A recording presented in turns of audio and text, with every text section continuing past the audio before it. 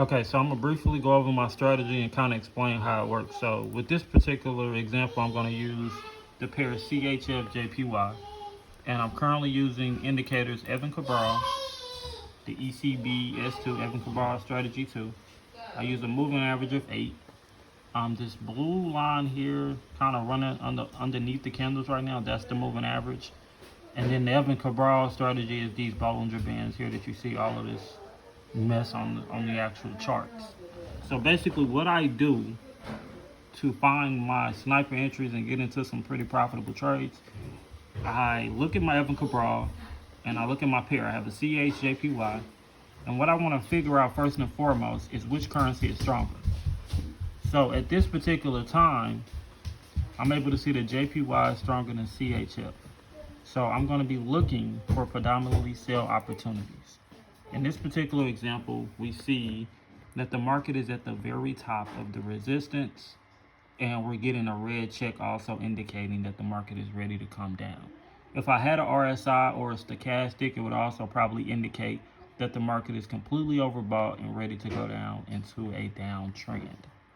Now, there's a couple other confirmations that you can use to better assist you with making a good decision on whether or not you should sell at this point or continue with the buy. But we're just going to use the basics and not overanalyze because we are trading binary options. So we only have to be correct for a fraction of the time. Now, in my earlier example, I entered this trade here at the wick of this green candle because I knew that this was a strong resistance level and their price was going to drop. Now, a lot of people will teach you to wait for the candle to close, which is a more accurate situation because you will be able to know for sure that the market is actually headed down. Because I'm a little more advanced and I've been trading binary options for some time and I've been staring at these markets for a minute, I've also realized that I can get in on very high buy positions and ride that wick down to be able to clear my trades. Now, you won't be able to get an entry as high as 882 waiting on the candle to close because as you can see here, price is at 863, and if that market is continuing to close below the last green candle, your entry is going to be a lot lower. When you get on your broker and you see the entry, if you're looking at an area chart, the highest peak on here is 877. Price is currently at 862 on TradingView. It's at 858 on the broker.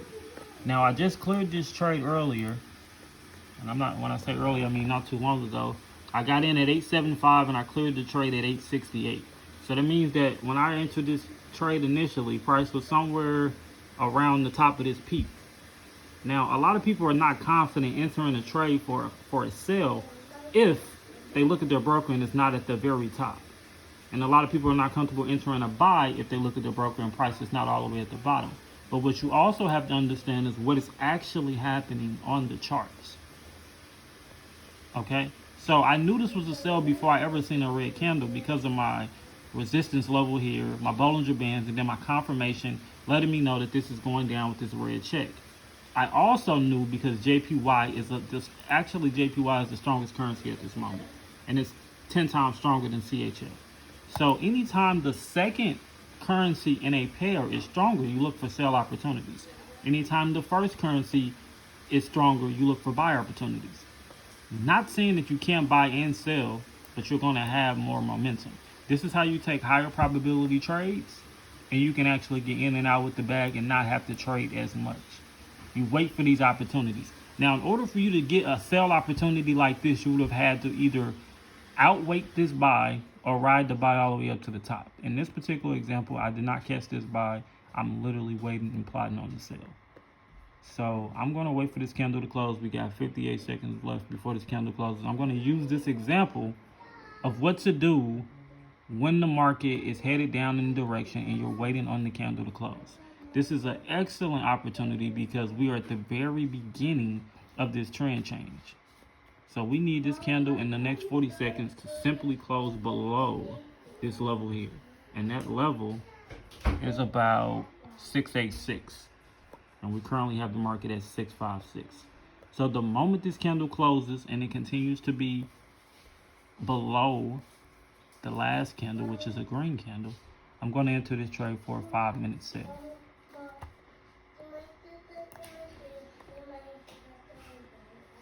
Go ahead and adjust my clock here. 5 minute sale. You can use any dollar amount. Honestly, it's about the accuracy. Once you get the accuracy, the dollar amount will, you can do any dollar amount. I want you to focus on the analyzing and understanding why we take certain trades. Okay, boom. Do you see that? You see that massive red candle that just came out? We were here about 10 seconds ago.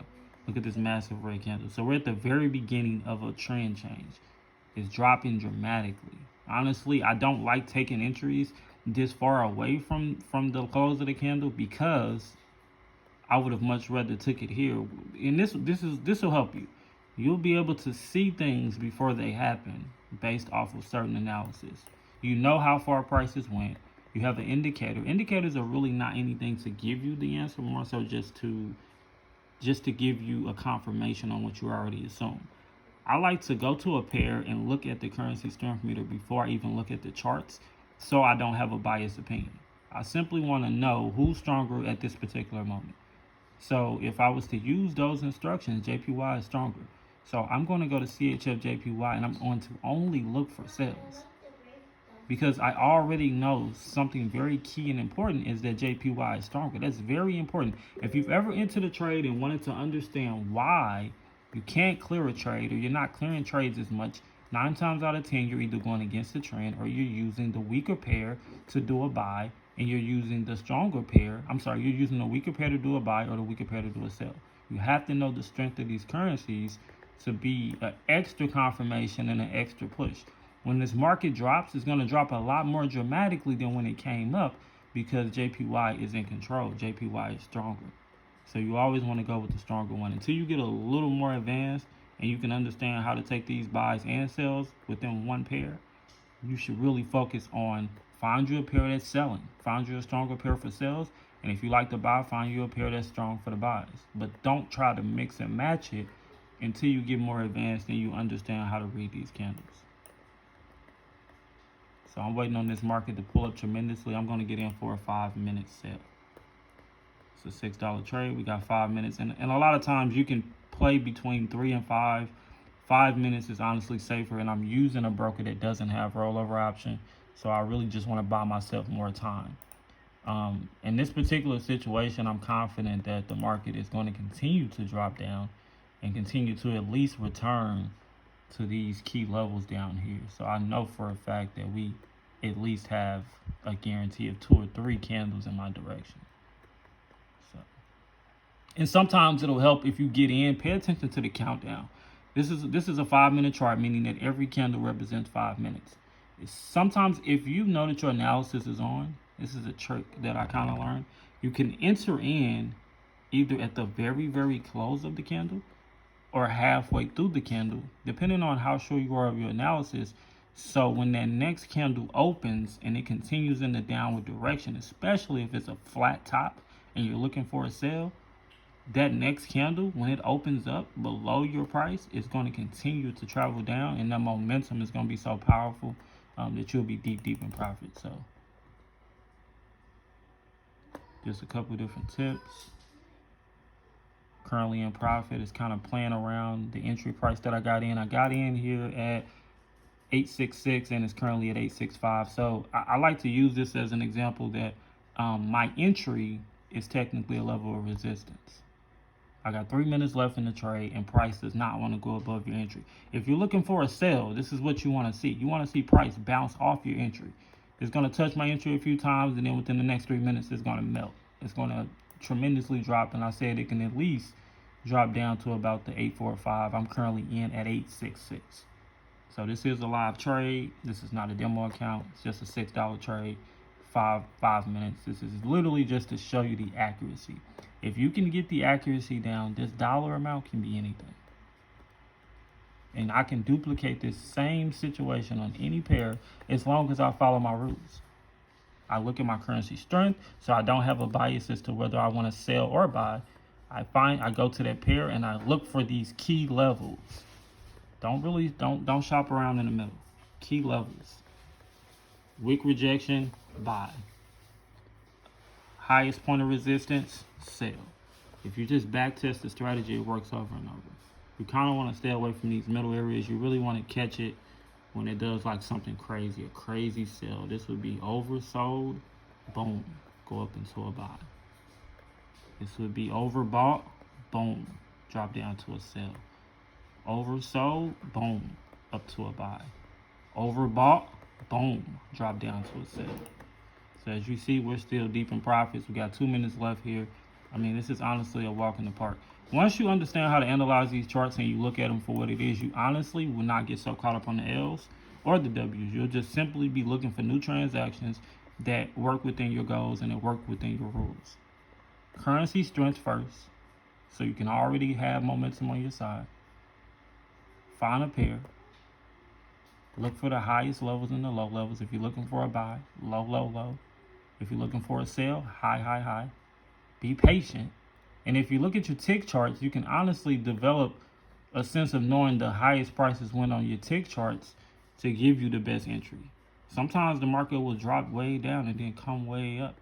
So you got to be patient. You got to know what trading view. I like to use trading view, and I like to use the O and the charts when I do pick a pair. They're the most accurate. And between pocket option and trading view, the points is only off by maybe 2 or 3 sometimes, usually. So you get the most accurate. If you want to use a chart that's closer to your broker, pocket option and trading view are pretty much right in line with each other. And honestly, I've seen more situations where the delay in pocket option can benefit you, because a lot of times price will be higher on this particular situation than it is on pocket option, and it can make a difference in a 1 point or 2 point clear. So we got 27 seconds left in this trade. 25. I'm not worried. I'm not stressed. I'm not emotional.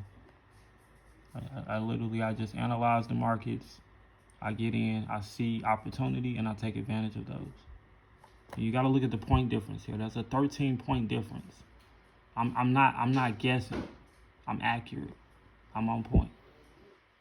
There's a difference between my entry and my exit, and we're in and out with the bag. It's not hard. It's not hard at all. You see my clear rate. 1, 2, 3, 4, 5. 5 out of 6 on the same pair. Let's go.